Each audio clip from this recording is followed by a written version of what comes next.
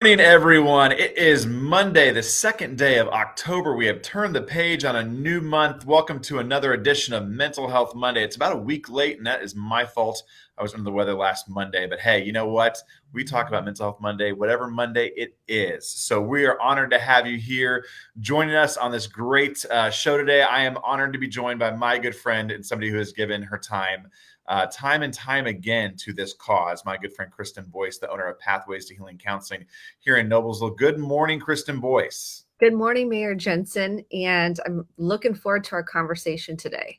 I always look forward to our conversations, and actually, I'm really looking forward to this one because it is Mental Health Awareness Week in the United States. So I said we were joking before we even started that we always celebrate Mental Health Awareness Week every week, but there is a designated week that we really pause to talk about this conversation. So we're going to have a very high level conversation on several overarching topics around mental health today, which I think is great. You know, Kristen, you and I have been at this now nearly almost 4 years now, 3.5 years, which is hard to believe. And we've gone down through so many different topics time and time again across the gamut that this is a great chance for us to kind of take a pause, reset for a minute, and really focus in on what is mental health. What can people do around their mental health?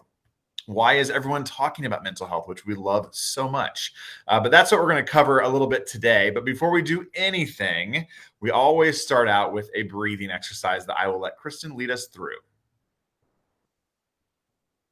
This is the number one strategy for mental health, that if every home could teach this or practice this, we can change the trajectory of how we cope with the hard, challenging things in life. We're going to have lots of ups and downs.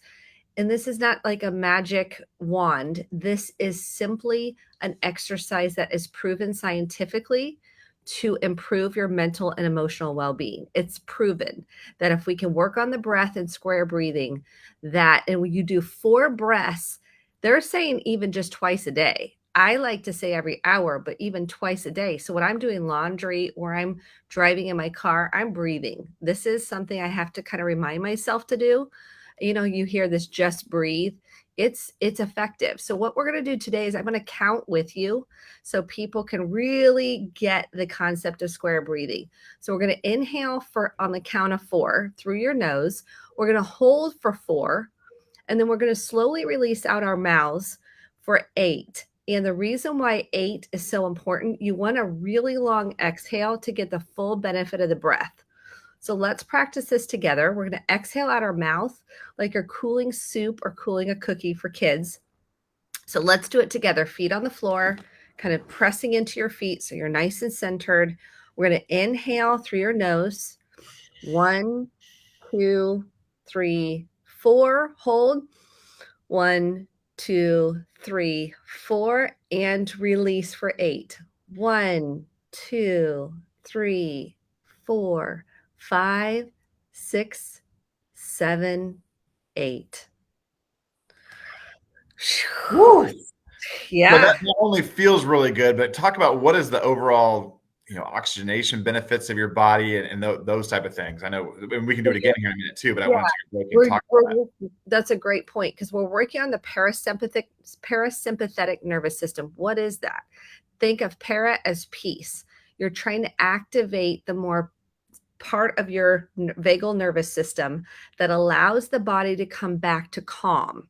The breath is a regulator. Think about it. If you think about it on an airplane and they say, put your oxygen mask on first, it's 1, you've got for survival, but 2, it's to regulate. We've got it. If we're losing air, we've got to regulate. The breath helps us regulate the nervous system. So if we got anxiety, what it does is it helps us come out of panic back into peace. So if we have the sympathetic nervous system, which is dropping a lot of cortisol. It's keeping us in fight, flight, freeze, or fawn. Fawning is that people pleasing. I got to please you to be safe. And when we come back to the breath, we can shift from fight, flight, or freeze, or fawn into I'm okay, I can handle this. We shift the body to know we're safe. If we're just kind of going and we're holding our breath, how many clients I've worked with that are telling me something hard and they're holding their breath? We automatically do that. as a way to kind of just get through something. It's like we're waiting for the next shoe to drop and people's shoulders are like up here. They're waiting for something bad to happen. It's a form of the body's way to kind of protect you. And what we want to say is, I'm okay. The fire alarm isn't going off. And the breath helps us come back so then I can access the prefrontal cortex, which is the CEO of the brain, to say, okay, I'm okay. I am safe. But we got to start with the body first before we can get to that thought that I am safe. So it really helps with sleeping as well. I want to point this out. If you're having trouble sleeping at night and you're laying in bed in your mind, we all have done this where you're like, oh my gosh, I forgot to call that person back. Oh, I've got this to do tomorrow. Or we're worried about our kid, or we're worried about our parent or whomever. The first thing I teach people to do is laying on their bed is to start the deep breathing. And they've got to practice the counting, count out loud. If you can't do 4, count to 3, inhale for 3, hold for 3, release for 6. We've got to start teaching our bodies how to relax because we're in a kind of a rat race. We're like going from one thing to the next and we're almost like unconsciously doing it. And this brings you from unconscious to conscious and it relaxes the body so you can go to bed. You can actually sleep, but you got to practice doing it. Yep. Should we do it again? So there's many benefits. Yep. We'll do it one more time. Right. And I'm not going to count this time, but you can count on your own. So we're going to inhale through your nose so you can count in your head for 4. We're going to hold for 4. And we're going to release for 8 out your mouth.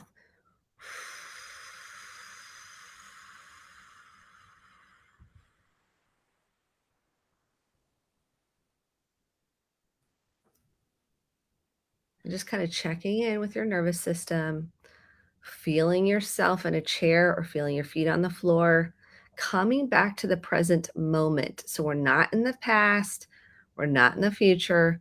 Focus on the breath. Come back to the breath. Come back to the breath. And this takes a while to practice. So just give yourself some compassion because it's like, well, we're doing the breath. Just give it a try. Give it a chance. And they're saying now with research that it even improves your health and your immunity.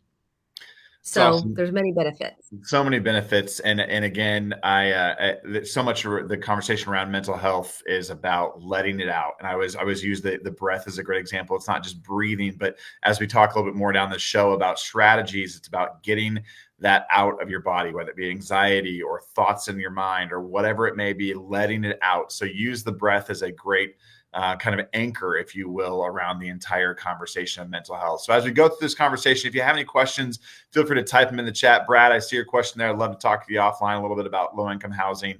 I'm sure I'd love to engage in that conversation a little bit separately offline. So I'll reach out to you separately there.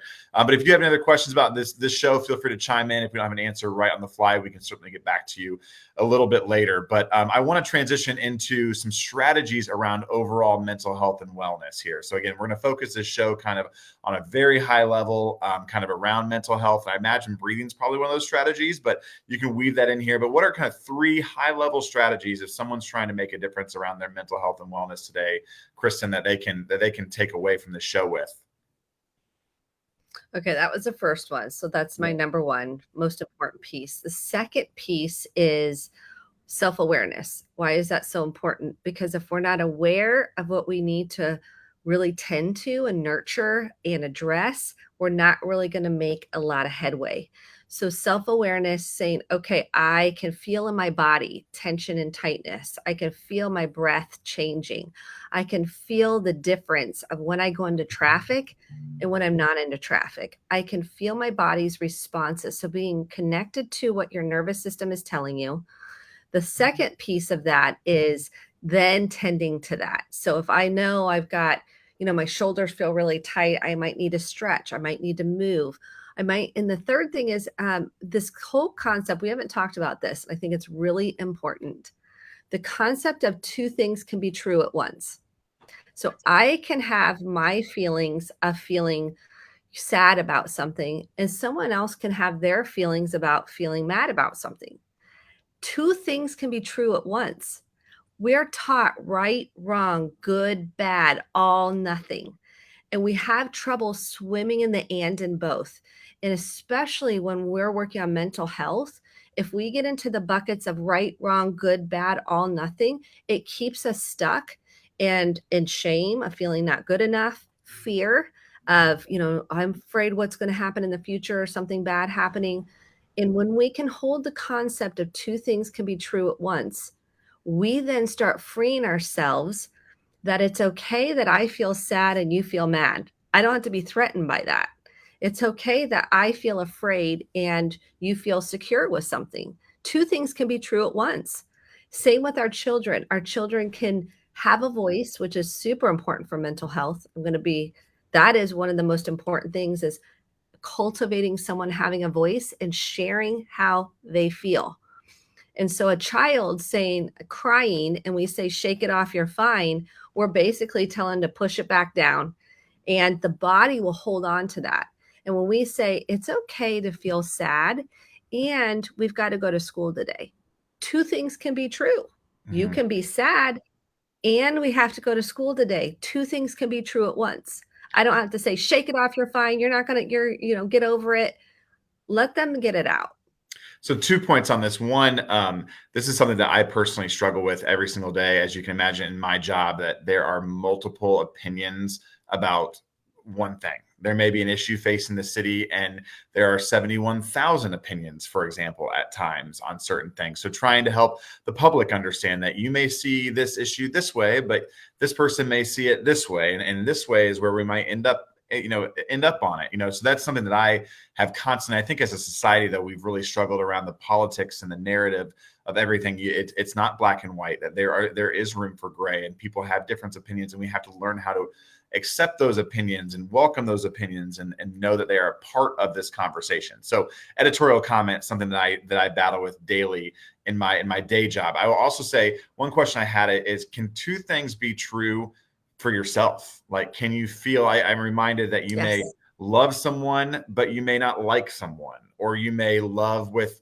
bound, I'm just trying to think through internally. Can you have two things be true at once internally? 100%. So I may, for example, be going through grief. Let's say I've lost someone, or I've got a job transition, or let's say you're going through a season of life where you feel lonely. So you may be in a room with people and feel like, oh, I've got people in my life and I feel lonely at the same time. Those are both two things. Those are both true. Mm-hmm. But they feel like we're like, well, you've got friends, like for example, children. They're like, I have no friends, but you're like, you have like so many friends, or you have a couple of good friends, but to them, they can feel lonely and still have people around them and feel alone. Two things can be true.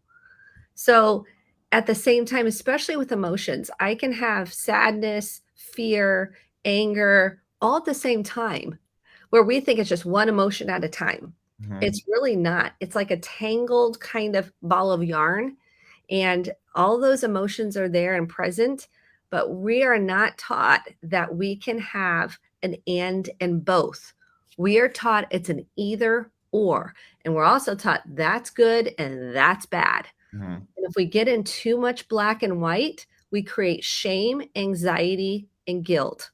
That's the outcome. And is fine an emotion?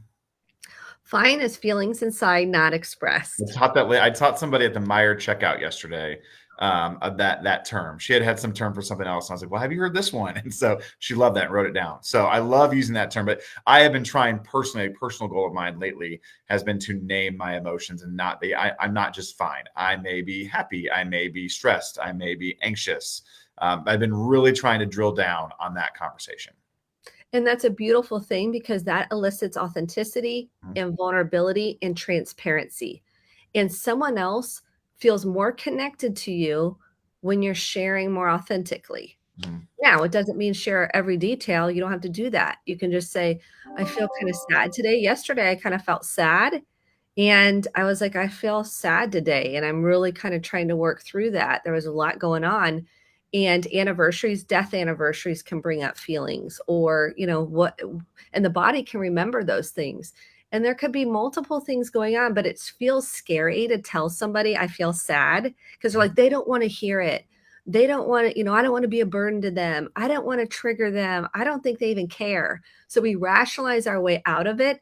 And then we potentially don't have connection with the person because we're not showing up authentically.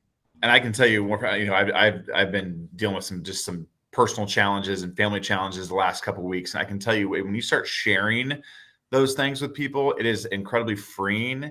And people are so like excited, not excited, but they want to tell you their challenges. They want to share that with they see an opening there, and you become an ally for them. And so again, that's just the caveat that I have been trying personally to just be more open about, and people are amazing at what they will share with you when you start sharing your true emotions and things that are really going on in your life, because none of us are fine.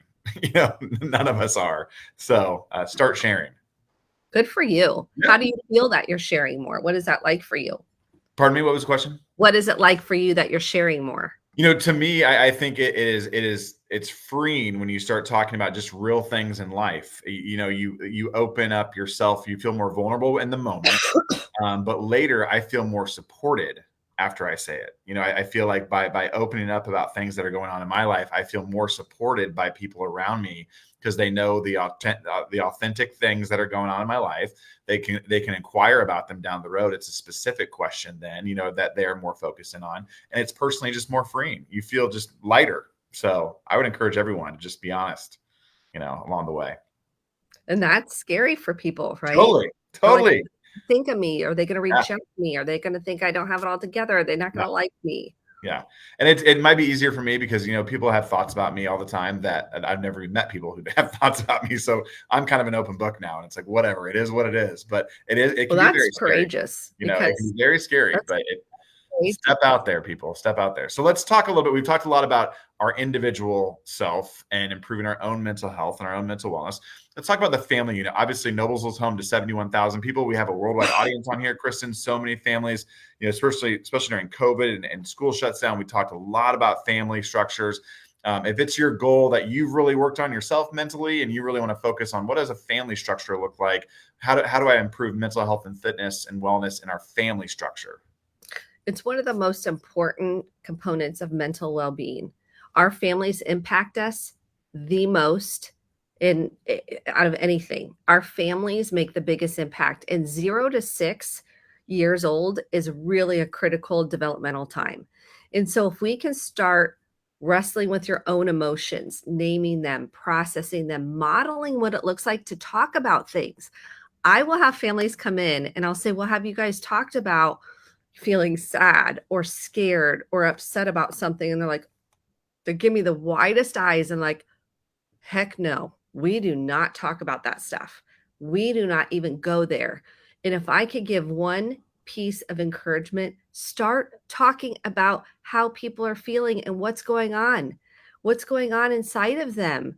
Who are they? Talk about hard things. And this is going to be a topic that's tough to talk about. We've got to talk about suicidal ideation and suicidal thoughts. We do not talk about it enough. And it's super important that we are talking about that in family systems because they're hearing about it other places. Kids are hearing about it online. They're hearing about it at school. We hear a lot of self-harming. And if we don't talk about what's going on the inside and the shame of feeling unlovable, feeling like something's wrong with them, feeling defective, feeling like they're not worthy or deserve love, we have to talk about this. We have to ask them, have you ever had suicidal thoughts when they get to an age where you're noticing maybe they're not brushing their teeth, they're not showering, they're not doing their normal. This isn't like the transition where you're trying to get your kid to brush their teeth and shower. We're talking about once they're already doing that and you're seeing a drop off on that, you're noticing that they're isolating more, that they're not talking to anybody. This is adults too. The functioning has gone down. They're talking about, things they might want to give away. They're talking about things that no longer, they're burdened to people. And you have to say, do you want to commit suicide? Do you not want to be here? We have to ask that directly. And this is a scary conversation for people. If we don't talk about how we're doing emotionally in family systems, we hide. We hide or we bury what we feel. And what do I mean by bury? We start drinking, we start using drugs, we start shopping, eating. I mean, the taking pills, the list is endless because we have a hole in our soul. We want to be seen, we want to be heard, we want to be understood. We want to start sharing what's going on the inside. And pain is real. People have so much emotional pain and physical pain, but emotional pain that has never gotten empathically witnessed. It has gotten shoved down, it has gotten hidden, and it's gotten buried. And if I can help encourage families, this is what I'm super passionate about talking and sharing and allowing the child and allowing yourself to go to these hard places. You will change the generation. I love cycle breakers. It's one of the things I'm passionate about. If you decide it's going to stop with me, I'm going to stop drinking, I'm going to stop using, I'm going to stop shoving things down, and we're going to talk about emotions. You don't force it, but you model it. And you start opening yourself up rather than closing yourself off. You will allow your children to have the freedom to say what they like, what they don't like, how they feel, and it's not a threat to you because you know that's healthy development.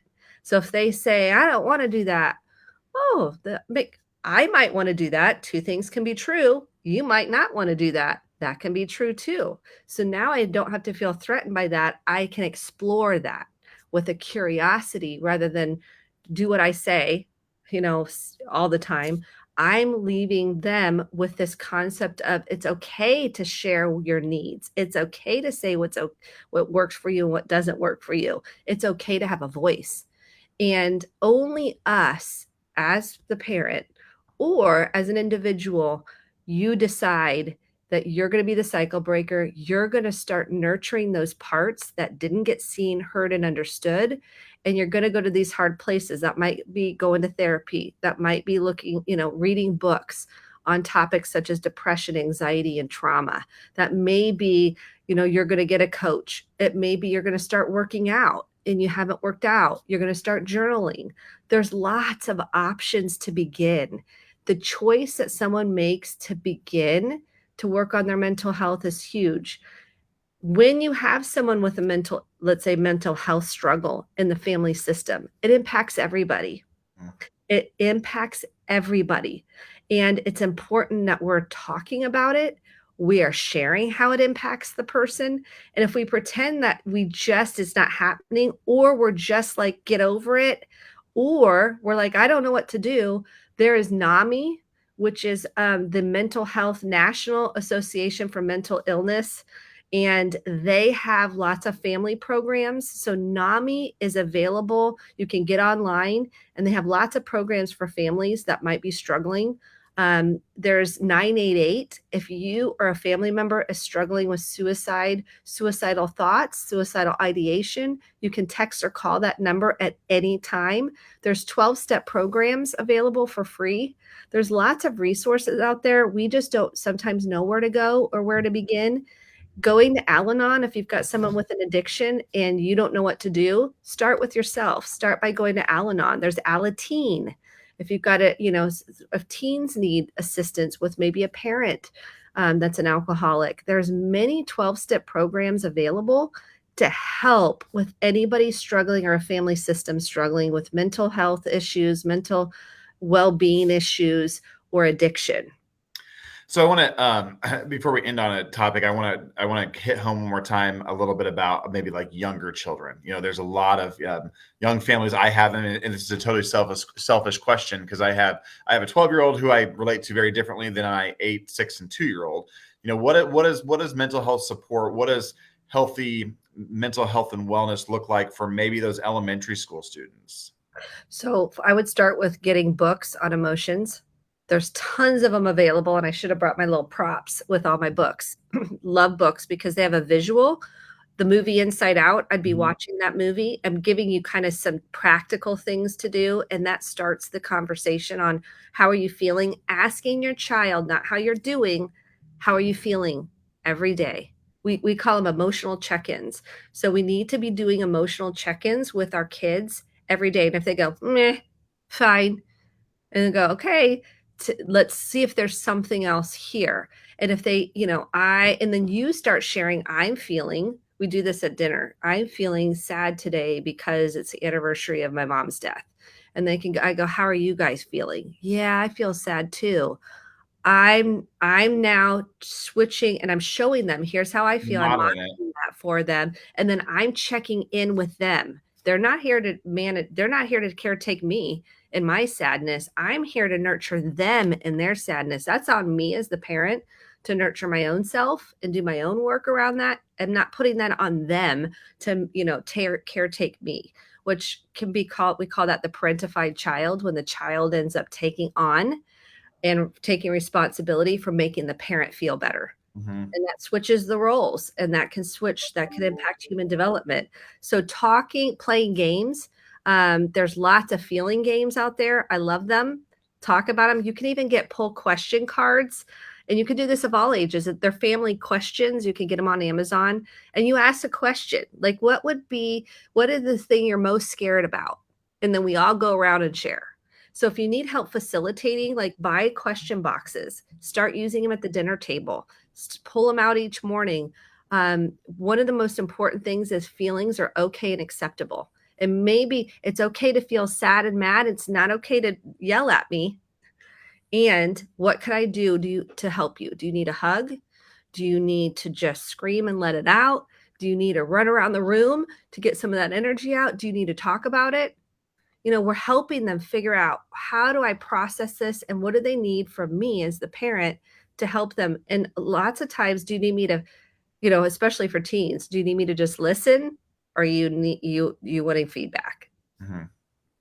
Well, I think those questions, especially about how are you feeling, is great, because you got to at least land on an emotion, and at least you can kind of check in and know that it's not just fine. It needs to be an emotion. And I think that modeling is so key. And I think your example about, the anniversary of your mom's death probably will open up feelings within your daughters that, that maybe they don't realize why they're feeling a certain way. Oh, because it is the anniversary of my grandma's death, whatever that may be, you're modeling that, and they're probably exposing them a little bit to maybe why they're feeling the way that they're feeling. And that turns into emotional intelligence. And guess what that translates to? Job performance, healthy relationships. When they go on and get married, they can communicate in an emotionally intelligent way. And that's the most important thing in this life. Yes. Because it teaches us how to connect and how to have healthy relationships. Yes. Even though things are hard, you're going to have feelings about it, and that's okay. Yep. Well, I think that's an incredible topic to end on right there, emotional intelligence, and it leads to that. So I appreciate you kind of going over with us on this Mental Health Awareness Week, kind of a really high level focus. I would encourage anyone watching today, if you want to learn more about mental health, go back on our Facebook page, rewatch some shows, join us again, later this month. As we tackle another topic. But Kristen Boyce, thank you again for giving of your time, of something that I know you are so passionate about, something that I have become so passionate about, something that I've learned to use every day, whether it just be basic breathing, or whether it really be, telling my wife how I feel, or asking my kids how they're feeling. And, you just take practical things and implement them, and it just enhances your relationships in a great way. But if somebody is struggling right now on this show, watching and saying, what, I'm having suicidal ideations. I know someone that's having suicidal ideations. I am at the lowest point. Where can they turn right now? 988 text phone. You can call or text, either one, because maybe you don't feel like talking on the phone. That brings you anxiety. Text. Please know you are not alone. That's why this number was created, because we are in such a crisis right now of mental health and suicidal ideation and suicide in general. Let's work together to get this out. So if you know somebody that's struggling, touch base with them. Say, I care about you. I love you. You matter to me. Can we start doing that with each other more? Can we just text someone and say, I love you so much? And genuinely, you mean that. Let's start sharing more how we feel about each other. Let's notice people. And 988 is there to help. That's awesome. Well, Kristen Boyce, again, thank you for providing this intel today. This has been incredible. Stick with us and come back later this month for another edition of Mental Health Monday. But in the meantime, stay safe. And thanks again, Kristen. Thank you.